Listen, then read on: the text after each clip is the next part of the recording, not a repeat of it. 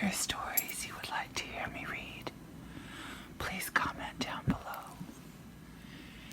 Now sit back, relax, and prepare to be curiously content.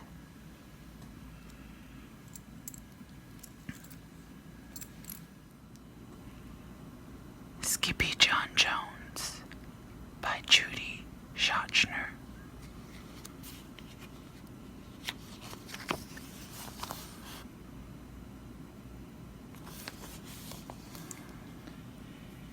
Every morning, Skippyjon Jones woke up with the birds.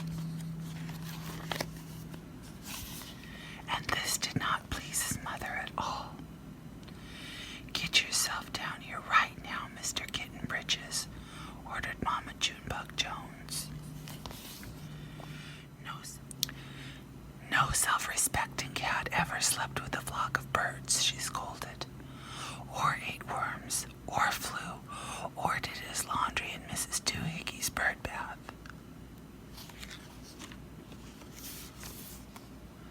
The lecture went on and on as usual. "You've got to do some serious thinking before you leave this room, Mr. Fuzzy Pants," said his mother, "about just what it means to be a cat. Not a bird, not a mouse or a grouse, not a moose or a goose, not a rat or a bat. You need to think about just what it means to be a Siamese cat. And stay out of your closet," she added, closing the bedroom door.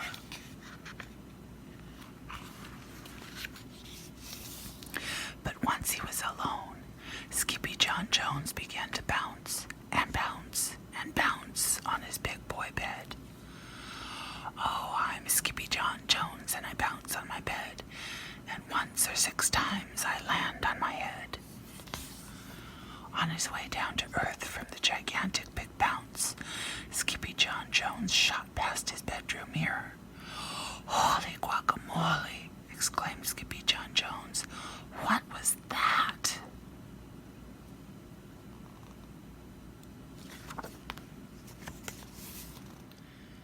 So up he went again, and again it appeared.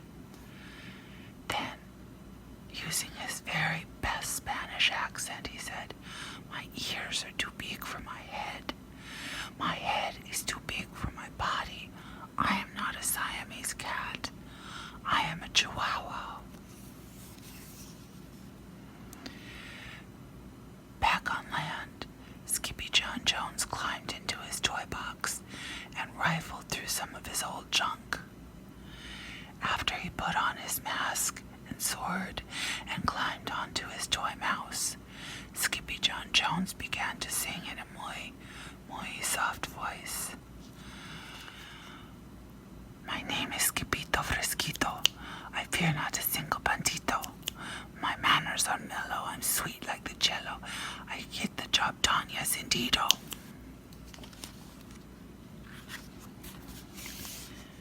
Back in the kitchen, Jujubee, Jezebel, and Chili Boo Jones were helping Mama Jujubee Jones make lunch.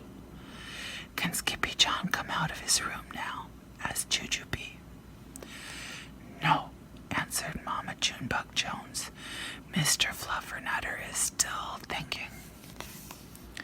In fact, Skippyjon wasn't thinking about being a Siamese cat at all. The walk into his closet, his thoughts took him down a lonesome desert road, far, far away in old Mexico. Not long into his journey, a misterioso band of Chihuahuas appeared out of the dust. "Ay caramba, who goes there?" asked Skippyjon Jones. "We go by the name of Los Chimichango's," growled Don Diego, the biggest of the small ones.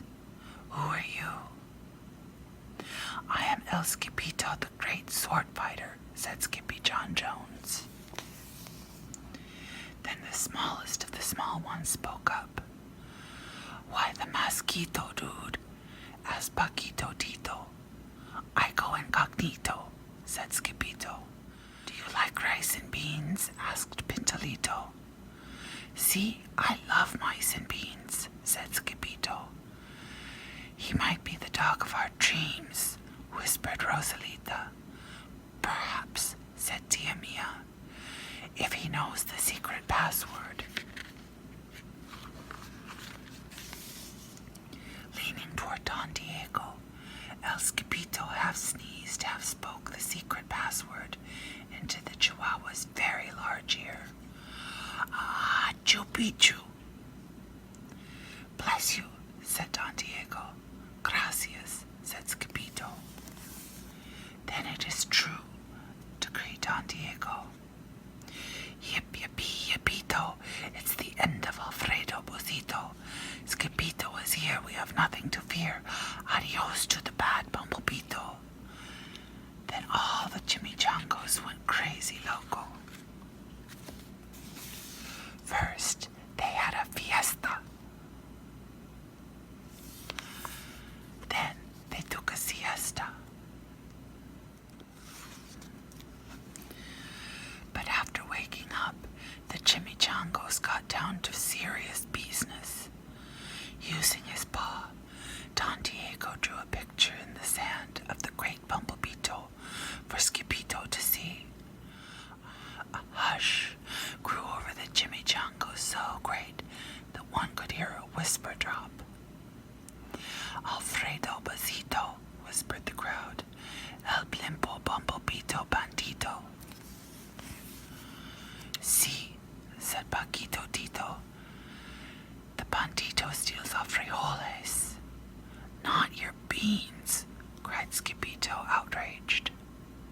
See, Paquito continued. Red beans, black beans, Boston baked and blue. Cocoa, coffee, kidney beans, pinto, and jelly too.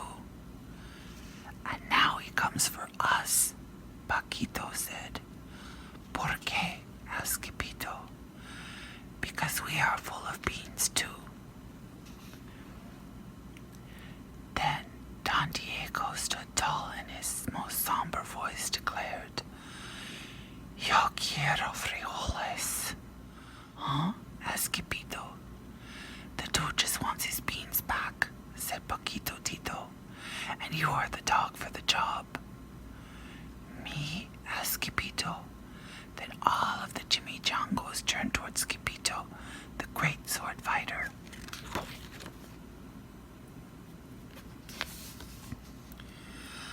But poor Skippito had no time for a plan, because in the blink of an eye, a gigantic shadow darkened the landscape. The chimichangos scattered in all directions. Vamos, Skippito, or it is you the bandito will eat-o, they cried. Skippito stood his ground, but his legs shimmied and shook like the cello, and his teeth chattered like the castanets. Then, in a muy, muy soft voice, he said, My name is Capito Fresquito. I fear not a single bandito.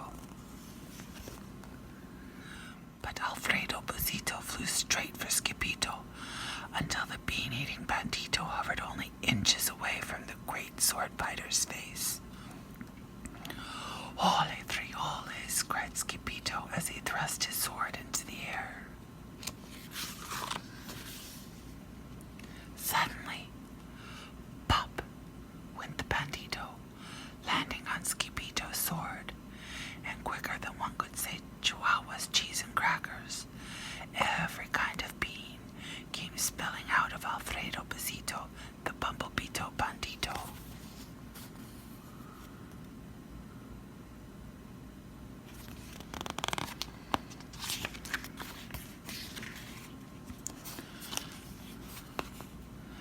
Then all the doggies burst into song. Yip, yippee, yippito. Our hero is El Skippito. He's the dog of our dreams who delivered the beans, and now we can make our burritos.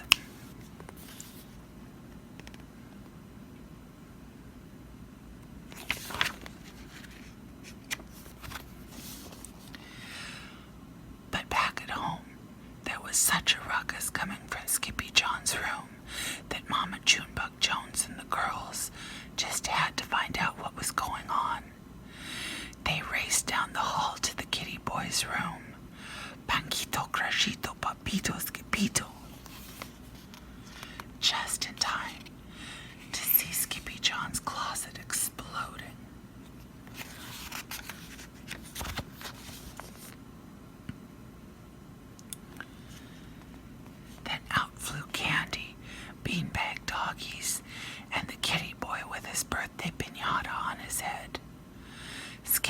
Skippyjon Jones, everyone cried.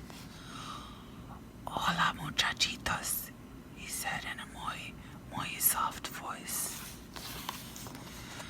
Mama Junebug Jones lifted up Skippyjon and covered his head with purry kisses.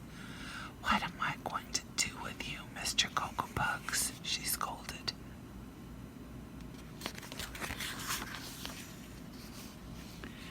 That night, when he was supposed to be going to sleep, Skippyjon began to bounce and bounce on his big boy bed. Oh, I'm Skippyjon Jones with a mind of my own, and I'll bounce on my bed for hours. I know I'm a cat, but forget about that. Say good night, Skippyjon Jones called his mama. Buenas noches, mis amigos, said Skippyjon Jones.